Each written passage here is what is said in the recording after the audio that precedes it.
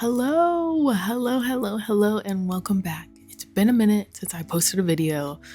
I have given myself like a week or two. I don't even know really how long it's been. I've given myself some time to kind of figure things out and reflect. I've kind of mentioned it in some of my previous videos where I kind of feel like stuck. Like I hit this plateau and I'm doing what I want to do. I'm practicing art regularly, but then I just like it's not enough. It doesn't feel like enough. It doesn't feel like I'm doing what I want to do. And so I've kind of given myself a week or two, some time to think about why I feel that way and like what the next step is, because I don't want to quit. Like I mentioned this before, what I usually do is I keep doing something and I enjoy it for a little bit and then it gets boring, and instead of being like, okay, how can I progress this, I just do something else. And I don't want to do that because I'm here for the long haul. Like I'm committed to, jump starting my art practice again. During this reflection period, I realized that my goals have been largely general, which is fine. Like, if you get too specific with the first step, sometimes that can be a little counterintuitive. And now that I'm doing that, now that I'm making art regularly or like keeping it top of mind every day, I need something more specific to work on and work towards. And that is why I've been feeling so like frustrated and kind of bored with the process. In addition to, just creating more things, I'm learning more about how I like to work, and I feel like I need to put that into practice, make it less of something like, oh, and more of something I develop. I want to make it out of my sketchbook, and in order to do that, I need to challenge myself so that I can grow. So that's what I'm going to talk about today, is my goals as an artist. Some things in kind of the short term, like I'm not talking about next week or 2 weeks from now, but in the next few months that I want to focus on and work towards. My first goal that I will be implementing is to create a body of work. In order to do anything with your art, you have to have art. Like I'm an artist, I know. In my heart, I know I'm an artist, but in order to like practice as an artist and like be an artist out in the world, I have to have art. And like a body of work, they're cohesive. They work with each other. They like share a narrative, tell a story, whatever. The practice that is already in place, I have to like be able to sustain that across multiple works, across like multiple sessions of making art. I want to do something that's visually cohesive. I want to think about how pieces work together instead of focusing on one thing. So the practice of it is really good, but then the end result is also going to be beneficial, because then I can use that. I can apply to gallery shows. I can put it on my website. I think that is the thing to do that I really need to do that will make me feel like I'm an artist again. Like I know in my head, but I need to be able, like I need something tangible that helps confirm that. Another thought about creating a body of work, I really have not done this since I graduated college, which I graduated college in 2019. So 7 years ago, almost a decade ago. I don't know. It's been a while since I've really decided to think about a concept that I want to explore and implement that in my work. A lot of my work has really been like one-offs, and I don't know, I want to do like more than that. I have a tendency, as I review, past me, I have a tendency to like pick an idea and I'll start on it and then I don't develop it. And that is something that I want to try, that I need to try, that I feel like is necessary in order to really jumpstart my practice as an artist. Another thing that I want to do along the same vein is I want to open an online store where I sell stickers, prints, and anything else that I decide that I want to add. For one, I love stickers. I really do. And I love prints, and I love having art be accessible I have never bought an original artwork. I can't afford original artwork. I love when I can buy a print. I can buy stickers. I put stickers on my water bottles, on my journals, on everything. I don't know. It's just a really cool way to like have a piece of art from someone whose art you enjoy and like use it as a way to personalize your things. I think that's really cool. And I would love to be able to contribute to that. I feel like it would also give me an avenue to explore digital illustration, like I keep talking about, because I do love painting. I really do. But I also love just like cozying up on the couch or like in a chair and just doodling away on my iPad and being able to really experiment. And I feel like digital media is its own medium, right? But within that, you can emulate so many different things. It's almost like infinite. It also requires like creating work. Like, yes, you have to create the actual artwork, but you also have to create the physical objects that you are selling.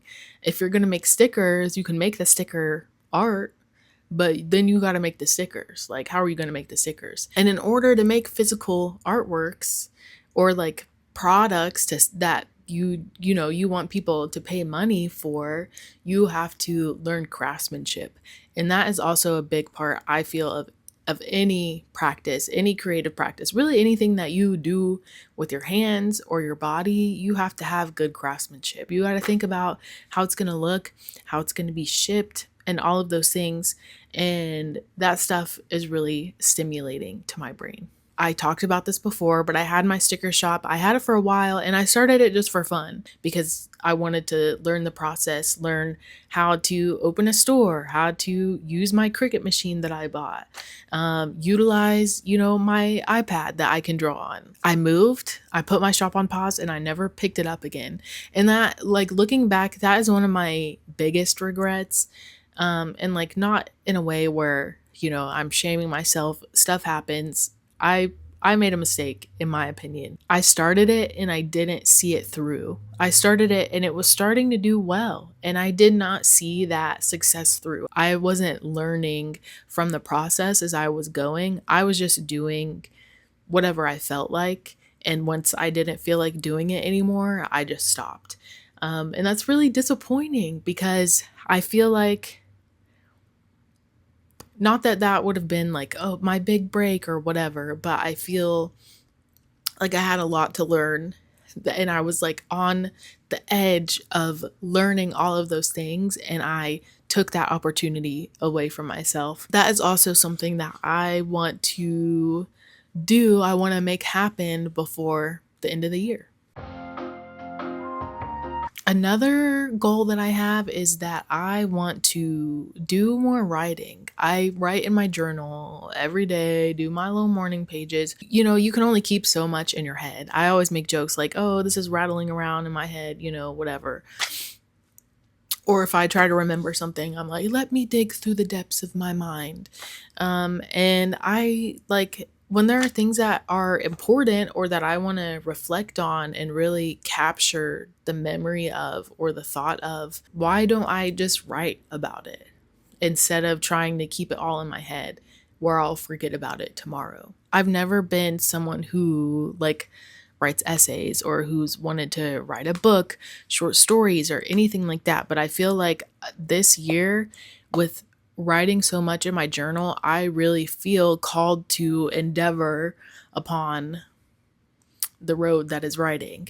And so I'm like, what can I write an essay on? Like, what has plagued me? What is something that I've been really working on this year? And I realized what that thing is, and what I'm still working on, really what these goals are even about, is overcoming fear.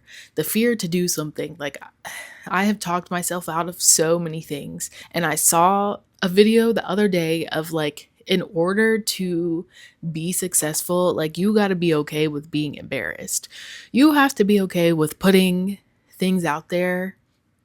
Like, it's vulnerable. You have to put things out there that are not going to be your best work. You're going to be learning. You have to be okay with people seeing you work through it and become better. And that is scary. That instills fear, but also I can assign the value to that fear.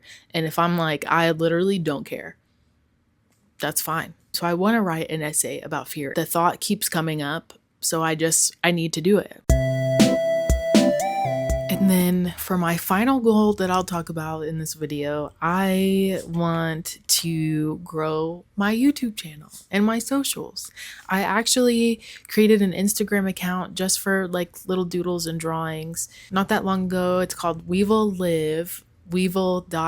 Follow me there if you want to. You definitely don't have to, and I'm not posting on there very frequently at all. I think I have maybe 3 posts, but I just want to work on building my socials. I think part of the fear of doing all of this too is just like putting myself out there, and I can really make it what I want it to be. I'm really just here to show my process and talk about my art and see my growth over time. So like I would really like to have 500 subscribers by the end of the year on YouTube, and I don't even know about followers for Instagram. I don't get Instagram at all. But it's also like it's just a good way to build community. I don't live in a city, so like physical community is not always super accessible to me, especially when it comes to art. And like it's still there. There are definitely efforts that I can make to, facilitate that in person, but I also want to build like a community online, and I want to learn more about other artists and their journeys. And then also just like grow my community so I can better understand how to like continue sharing my journey and document my journey, and like what other people want to see, gauge interest. Since I started posting videos, I've gained like more subscribers than I even thought. Like I didn't think anybody was going to subscribe to me, honestly. So if you're watching this, thank you so much. I'm so grateful and glad that you're here. It's really affirming, and it really makes me so happy when like I see, oh, my video hit, 10 views and I have a comment. I have one video that has like 9 likes, and I'm like, what? I saw another TikTok a long time ago, and it was this girl, and she was like, you may not think that 10 views is a lot, but imagine 10 people waiting outside to jump you. And I thought that was funny, but it's also true. I want to keep working on that growth and putting videos and content out there that is valuable and helps people in the same way that I have been helped by other people's videos on YouTube. And then it's also just like creating videos is a fun hobby. I have actually genuinely been enjoying learning how to use my camera, use editing software. I've been paying a lot more attention to the videos that I've been watching to see like how I can learn from literally whatever it is. It doesn't even matter what the video is about. All of this is just to give me structure, like a plan and milestones that I can hit so that I stop feeling like I'm doing something arbitrary, because I know I'm not. I know in my head, but like I don't feel that way in my heart. And I want to keep doing things that I'm proud of, keep putting work out there that I'm proud of and that I can go back and like learn from and evaluate. I'm really proud of myself for what I've done so far. I've done a lot. I've come a long way. I think I mentioned this in another video, but prior to this year, like if you look back, I have done more in 2026 itself than I have the 5 years prior. And that, even though, I'm not where I want to be, that is still something to be really proud of. And I am really proud of myself. So that is it for me today.